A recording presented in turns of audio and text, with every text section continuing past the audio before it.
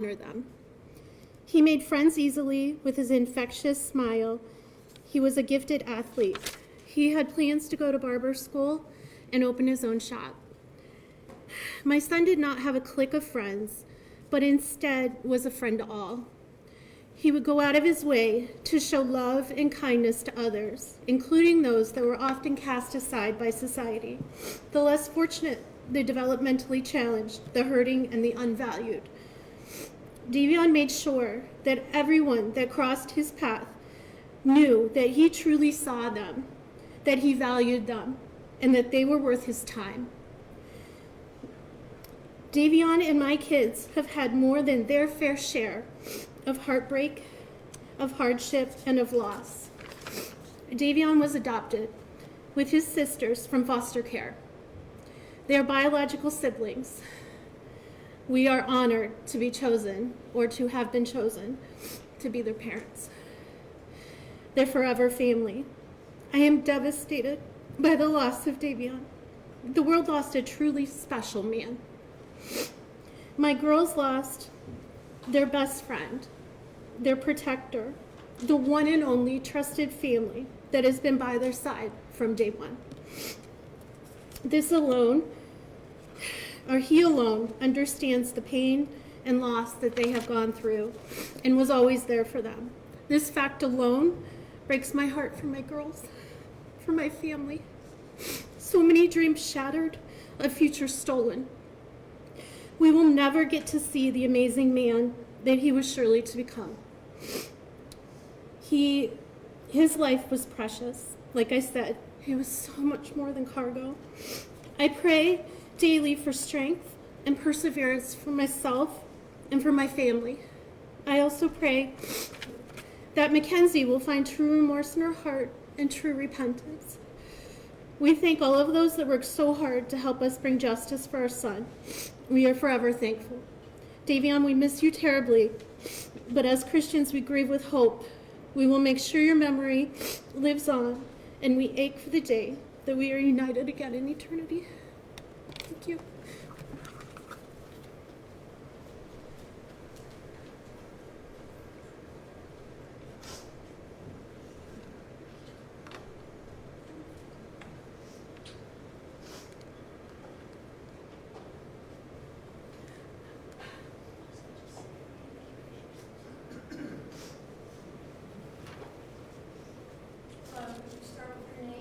Hi, Your Honor. My name is Davion Flanagan. Davion was my older brother. The passing of Davion Markel Flanagan has been very difficult for me. We have gone through everything together since day one. Davion was a big brother to me and my younger sister, Delia. We all got adopted together in 2012. After Davion passed away, a lot of trauma and past pain has came into my life, causing it to be difficult to heal from this trauma event, or this traumatic event. Davion was not just a big brother to me, but a role model in many ways. He was the person I trusted the most because he made me feel safe. He taught me the importance of cherishing each moment and enjoying life. The memories we have are strong, but losing him has shown me the value of life. He has how God works in ways you can't understand, but is worth it in the end. I don't want this pain for anyone else. I don't want people to have to go through this. As an 18-year-old, I hate the fact that he has gone because someone decided to take his life. Now that Davion is gone, I feel stuck. I feel as if I can't move forward. I feel lost. He was the one who picked me up when I fell. He was my best friend and the only person that has stayed with me since I was born. I would like you to give Mackenzie the longest possible sentence. I've known her for about 3 years, and she's always taken the easy way out. You shouldn't be able to take the easy way out when it comes to murder. It's completely unfair that no matter what sentence you give her, she will be eligible for parole, while my brother will be gone forever. Thank you, Your Honor.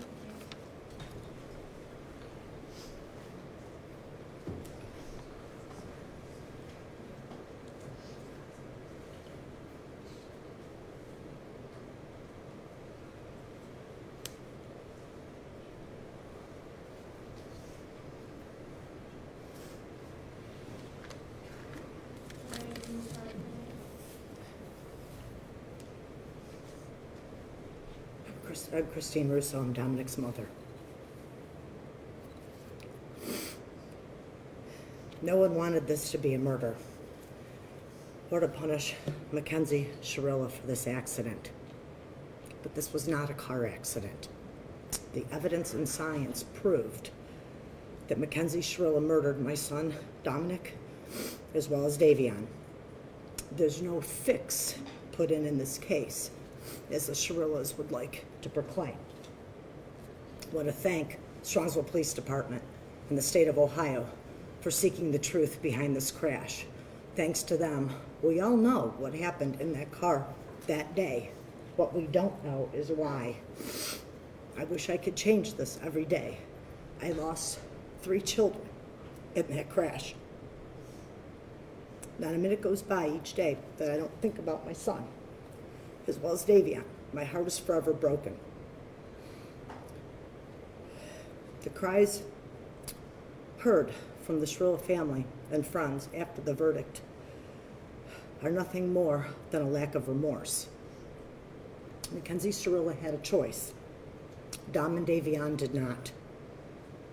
We are all left here to mourn. But what Dominic and Davion lost can never be remedied in any way or by any particular sentence. July 31st, 2022, I called Mackenzie's mother, hysterical with the loss of my son and Davion. I knew Mackenzie was in the hospital, and the first statement said to me was, "Oh, please don't listen to what everyone's saying on Facebook." Yeah, my son is dead, his friend is dead, and I'm checking on yours. That social media is what's important. Social media has made a game out of the life of Mackenzie and is making a game out of this heart-wrenching tragedy. No one can imagine the pain of losing a child unless they have lost one themselves. The pain is forevermore. Time does not heal this wound. Mackenzie, going to prison because you did this. Be thankful that you're still alive and have a future, whatever that may be. Dom and Davion were robbed of their futures, their hopes, and their dreams. Mackenzie showed no mercy on Dominic, nor did she on Davion. Only God at this time can have mercy on her soul. Thank you.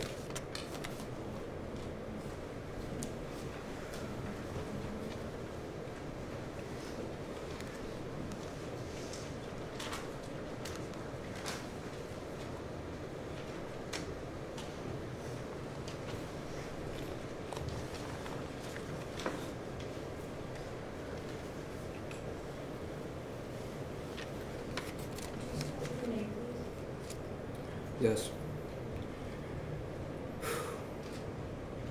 Should my name? Is there a microphone or anything?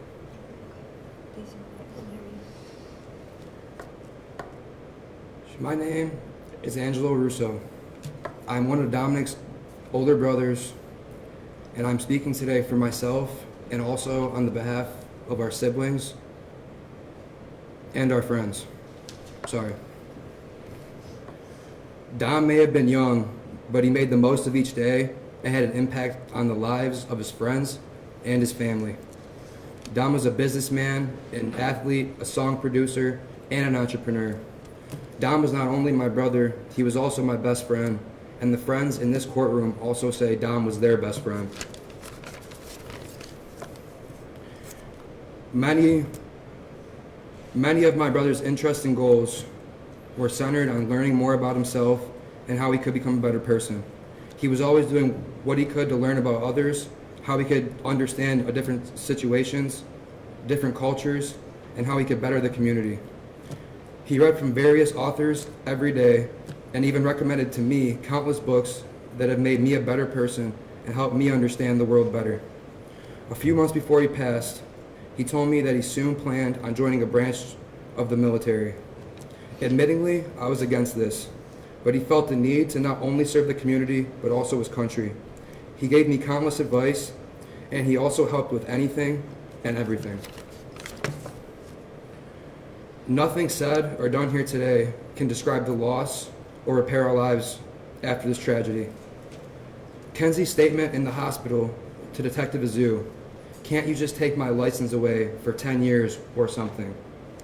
That statement is Mackenzie Shirilla, the most selfish person I know. Ironically, Dom was the most selfless person I know. Mackenzie Shirilla murdered Dom and Davion in cold blood and had already moved on. Kenzie killed Dom over the thought of losing him, and she made Davion collateral damage. She was driving, going to concerts, and dressing up for Halloween, no thoughts of the families and lives that she had destroyed. As I said, Dom read a book every day. He started 2 companies. He recorded his own music as well as recording music with myself and with friends. Dom helped anyone who ever needed a hand. He was an inspiration to everyone who had the honor of meeting Dominic. We love you, Dom. We love you, Davion. And God bless the both of you. Thank you so much.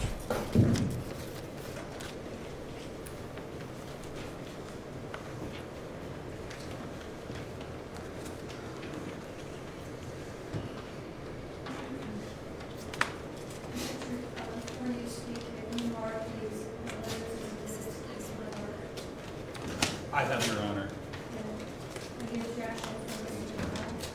No, Your Honor. And have you marked your letters? I have. Okay, please do those letters.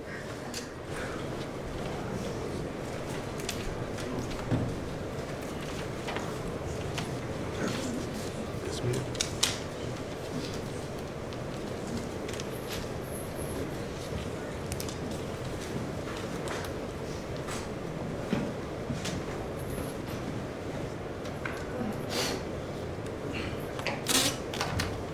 Your Honor, there's very little that I can say after hearing from those who love Dominic and Davion in regards to the impact that the defendant's conduct had on these families' lives.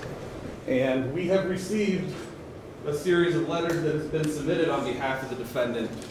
In summarizing these, they describe her as a good student and a loving and caring person, and that she could never do something like this. And they continually, despite the verdict, refer to this as an accident, an unfortunate accident, and tell you that she is also a victim.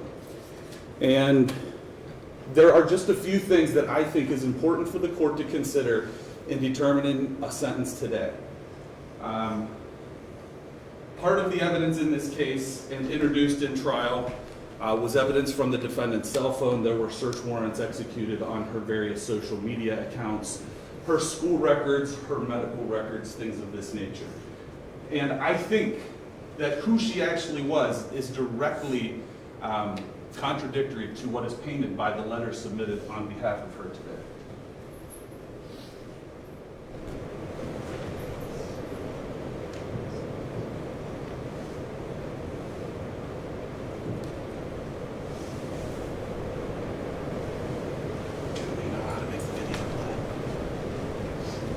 One moment.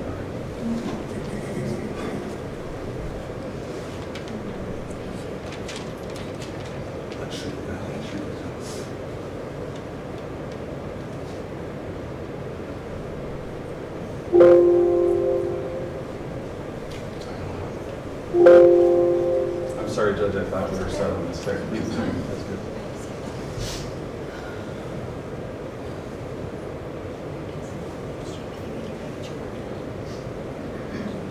I'm not even cool. I'm just one of those girls that can do a lot of drugs and not die.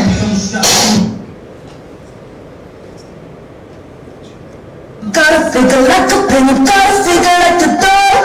Don't care if you think I'm dumb, I don't care at all. Candy best sweet if I wanna be adored. I'm the girl you die for. Objection, Judge. None of this was introduced in the trial.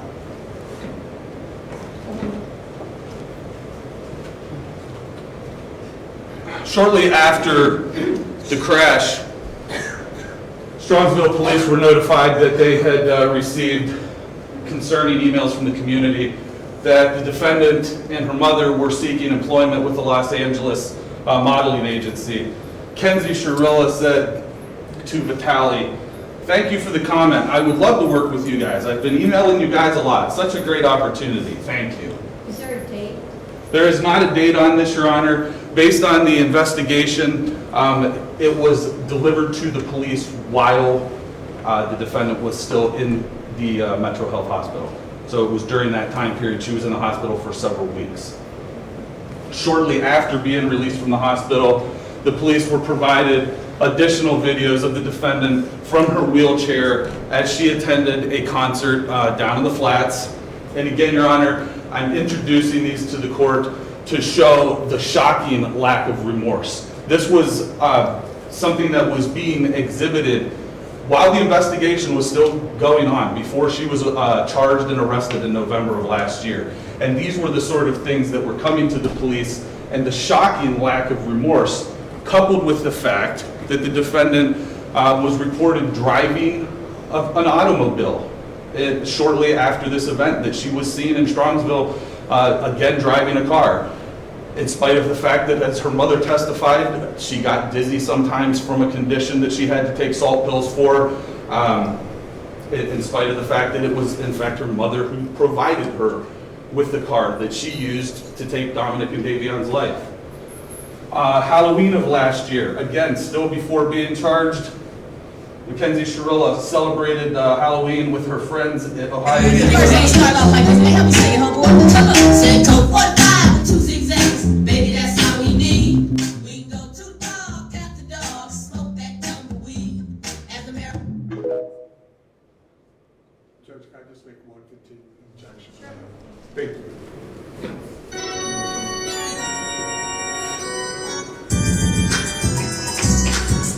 When I first I said, look, this you ready, ready. Are these post? These are on Halloween of last year, so these would be post-crash, just before she was charged in November.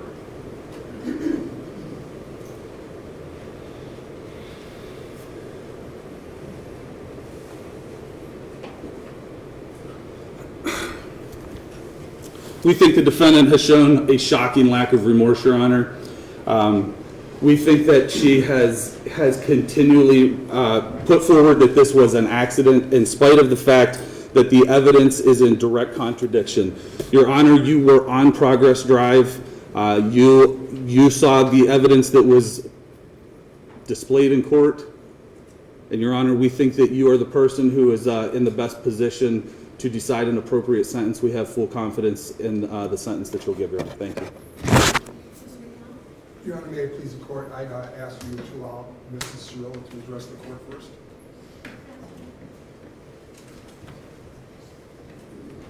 Can you start with your name? My name is Natalie Shirilla. I just want to say, am I allowed to address them at all? Sure. I just want to say to the families that I'm broken, sad, and lost, and my heart hurts for everyone, okay? Davion was her new friend, and Dom was the love of her life, and he was part of our family, okay? I'm just so sorry that this happened, and we're heartbroken, okay? And then, Your Honor, this was a terrible, tragic nightmare accident to have happened that she has no memory of, and she will never emotionally or physically recover from it. She almost died too, and we're asking that you please not run the sentence as consecutive. He was family, and we all loved each other. That morning of the accident, she called. I got a phone call that there was a car accident, okay? So we went to the hospital, and I didn't even know who was in the car. The names had not been confirmed yet. And I'm gonna cry because I missed Dom so much. We loved him so much. So I called Dom, like over and over again, praying that he was gonna answer the phone, and he didn't answer the phone. So then I tried to call his mom, and she didn't answer the phone either. And I still didn't know who was in the car. I didn't even know if she was alive. I didn't know what was happening. So then we were in the waiting room. And then his mom she did call me, so I answered the phone, and I was like, oh my God, like, I don't even know who was in the car. Like, what's happening? Was that Dom? And she said, what do you mean? My son is dead. And I was like, I'm so sorry. And then she said something like, and now I have to wait until your kid's out of the hospital. And then I didn't hear the rest. I was like, we loved him so much, and I hung up the phone. I did not talk about social media. I didn't even know what was going on yet, okay? So then That was it. So in the hospital, that vitality post, I commented on that because somebody had called her a murderer, okay? And she's not a murderer, so she didn't even have her phone at that point because the police had still had it, okay? So I jumped on and I was like, you know, she's not a murderer. She's more sad than hurt than most of these people commenting. She's been trying to get in touch with you. I mean, at that point, it was just an accident. So I commented on her behalf, not because of the modeling opportunity. Who cares about that? I don't want them to refer to her as a murderer, okay? And I don't even know how that comment got on the phone because the police still had her device and she could not access her phone or social media. That's why I did it. And I had called them asking if they could shut down social media because people were calling her a murderer and making death threats and organizing groups to, you know, take her out when she got out of the hospital and stuff. So I don't even want her phone. I don't care about her phone. I don't care about social media. I just wanted them to stop calling her a murderer so that when she did come to, and she did come out of surgery, multiple surgeries, that she wouldn't see all these people calling her a murderer because she would never, ever, ever murder the love of her life, okay? Halloween, for 3 months after the accident, she would only wear his clothes. She would only eat the snacks he ate. She would only listen to the music he wrote, okay? She was laying in bed for 3 months crying. There was a shrine of him next to her with photos and things that he liked and this flower that lights up that he got her because he wanted it to be fresh and alive forever. It's like a little Beauty and the Beast flower. Okay, she's got this shrine of him next to her. So she was crying for 3 months. So her friends asked if she wanted to go out trick-or-treating or Halloween, and it was at OU. And she didn't even want to go. She said, I don't know, should I go? She couldn't even walk yet, barely. So I told her, I said, baby, please go. It's Halloween. You've been laying for 3 months crying, only listening to his music. Please go have just a moment of fun, a moment of fun. So we told her to go. My husband drove her. I brought her back home. She just needed a second of fun from losing her whole world, So that was us. We told her to go. And that concert she went to with Dom's cousin, Abby, they picked her up. They brought her there. That was Dom, Mackenzie and Dom and Abby all decided to go to this concert together while they were in the hospital. That was for Dom. Everything she did after the accident was either in honor of him, to be close to him, or just to be by him any way that she can.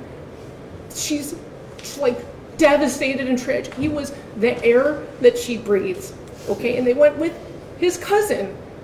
We spent all kinds of time with him after the accident. What was the other thing? I'm hearing an awful lot about your daughter, and not hearing very much about the two people. Dominic, okay, I'm asking you for leniency because this was a tragic accident that she does not remember. And Davion, he's a new friend. I'm so sorry. What does that mean? His life is worthless? No. God, no, not at all. They all loved each other. They all spent every day together. You know what I mean? I don't know too much for him. Isn't that part of the problem, Mrs. Shirilla? Sorry? Isn't that part of the problem, that they all trusted each other? Isn't that part of It's not a problem at all. It was the problem wonderful. how they all ended up in the car together, or two of them ended up together? I understand what it looks like. I'm saying that it was a tragic accident. She would Well, never. we're going to have to disagree. I understand. Right. And I respect your position. I understand. But anyway, that's it. I just wanted to address those. We told her to go to those things, and then she did go with Dom's family. So look at that. Don't look at it with the look on that with different eyes if you can, please. Those things are not relevant. Not at all. Not at all. Not at all. But she's a good. If you would have a moment, all you would need is 5 minutes of a conversation to have with her to learn who she is. Just that you would just need 5 minutes to learn who she is and what she's capable of not doing and doing, and you would see for yourself. That's all. I'm so sorry, guys. Thank you. I'm sorry. I love you. Yes, please. No, Jim, I have nothing to say. It's okay. That's okay. Is there anyone else? I would like Mackenzie to address the court. Mackenzie, you don't have to speak if you don't want to. It's up to I you. would love to. Okay. You want me to stand up right here, Your Honor? Sit if you want. Okay. The families, and Davion. I'm so deeply sorry. I hope one day you can see I would never let this happen or do it on purpose. I wish I could remember what happened. I'm just so sorry. I'm heartbroken. I love Dom and Davion. We were all friends and Dom was my soulmate. I wish I could take all your pain away. And I'm so sorry. And to my family, thank you for the support and all the love you guys give. Thank you for fighting with me. I love you all so much. Sorry, I'm done. Thank you, Your Honor.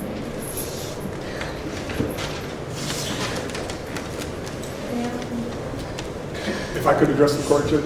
Your Honor, may it please the court. First of all, I'd like to extend my condolences to the Russo and Flanagan family. I can't imagine how difficult this is. It's terrible. People's acts have consequences, and the consequences here are up to you. You have a range of possibilities as it relates to a girl who was 17 at the time, who is now 19 years old, and has no criminal record. And as you so correctly pointed out in the opening, the decision when she gets out is up to the parole board. And we know how the parole board operates, and we know that everybody gets flopped at least once. So a 15-year sentence becomes a 20-year sentence at minimum. And it'll be up to this young lady here as to how she's going to conduct herself for the next 20 years or whatever the sentence would be. That would be number one. Second of all, I'd like to say thank you so much for allowing and taking the time to read those letters. And I would like to concentrate on the letters from the people from juvenile court.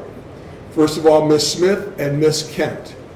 They have been the people who have monitored her progress since she was entered the juvenile detention facility, where she was for about 9 months.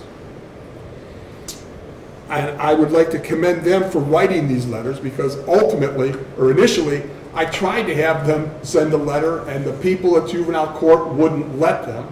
And so they sent these letters anyways. And what do we see from their letters? We actually see where both of them say that she expressed remorse during the time. What the prosecutor played there was after the accident and way before she was ever incarcerated.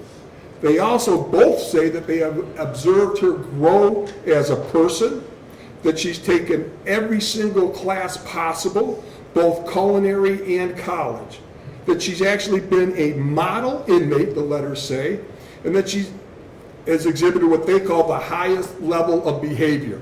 They grade people 1, 2, 3, 4. The better your behavior, the higher the number. She has always received the highest number. She's also been receptive to counseling, and as Ms. Kent said, she has been making amends. I'd ask you to pay special attention to the letter from Kelly Leitner that I think talks about certain, she cites certain things. Ms. Leitner is asking you to consider that the brain is not fully developed until 25 years or older. Her choices, Mackenzie's, and actions are indicative of teenage invincibility. While, based upon your decision, you don't find that, I find that there are, I remember when I was young, the dumbest things I ever did, and I'd hate to be judged for those things. So really now I'm going to give you my observations, because I understand what you talked with Mackenzie's mother about acceptance of responsibility, etc. All I can tell you is that from the moment I met this young lady here, she expressed sorrow. And I would say during the course of this trial, in the initial emails and statements, she said, "I'm sorry for what you did." The prosecutor has said that she hasn't accepted responsibility. Well, as you remember, during the course of this trial, our defense was that it was a reckless homicide. That's taking responsibility for what she believes happened. So I would respectfully disagree with that. I've seen her express true remorse in the times that I met her in jail, and I don't think it's self-serving. And I'm going to say, as an officer of the court, that I feel very confident saying that she has expressed true remorse. So ultimately, another thing that you have to ask for is the likelihood of recidivism, etc. based upon all of those things, I'd respectfully request that you run the sentences concurrently. Thank you. Anybody else wants to speak? Not on behalf of the state, Your Honor. No, Your Honor.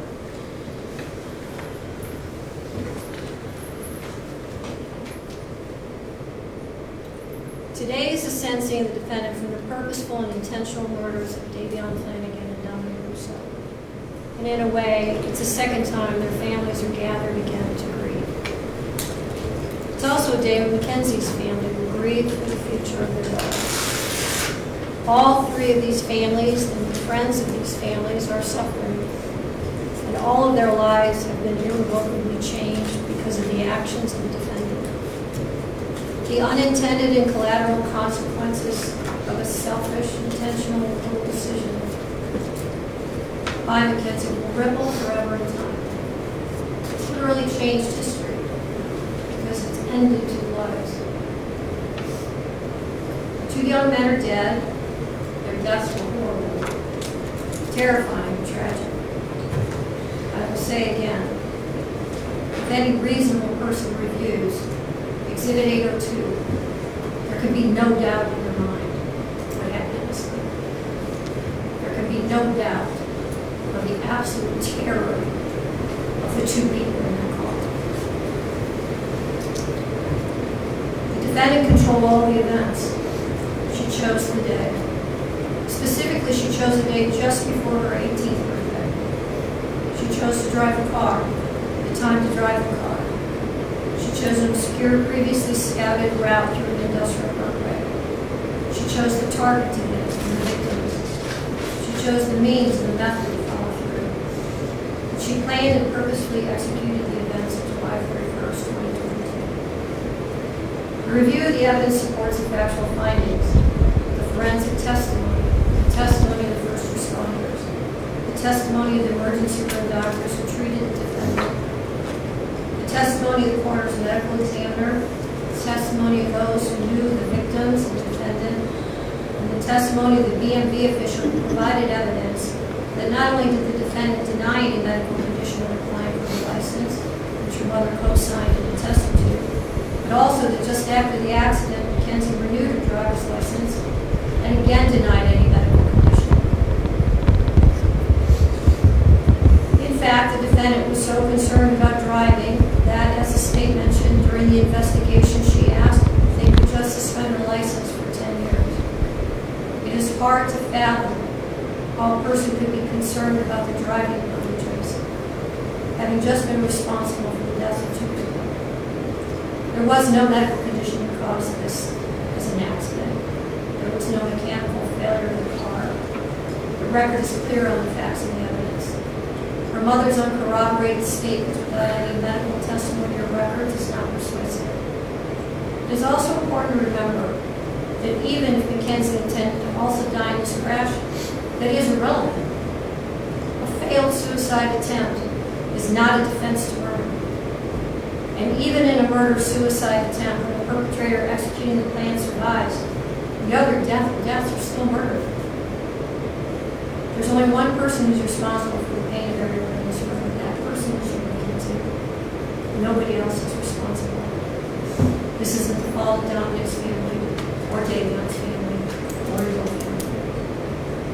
And I know that each of you have asked your questions to yourselves, what if? What if I had done this or that? The truth of it is, none of us can control the intentions of another. And when there is a purposeful intent to harm or kill someone, it is the perpetrator alone who bears the responsibility for the choice and the consequences and the harm that follows. The difficulty for sentencing today, honestly, is whether or not I believe you should get consecutive sentences. I'm troubled that should I give you a concurrent sentence, that people will believe that somehow I'm being disrespectful to one of the victims. And on the other hand, I have to weigh the punishment. There's a very good likelihood, Mackenzie, that you will spend the rest of your life in prison. That won't be up to me. That will be up to the parole board, and that will be up to you to a great extent. I understand that the pain in this room wants me to impose the harshest sentence. But I don't believe that would be the appropriate sentence, because I do believe that Mackenzie will not be out of 15 years. So she's sentenced on count 2, the murder of Davion Flanagan, 15 years to life. She's sentenced on count 1, the murder of Dominic Russo, 15 years to life, to be served concurrent to each other with credit for time served. I'll waive fines, fees, and costs, and your appellate counsel will be served. Are there any questions from the city? No, Your Honor, thank you. Any questions? No, Your Honor. All right, thank you. Love you, David. Love you, friends. I love you also. You're innocent.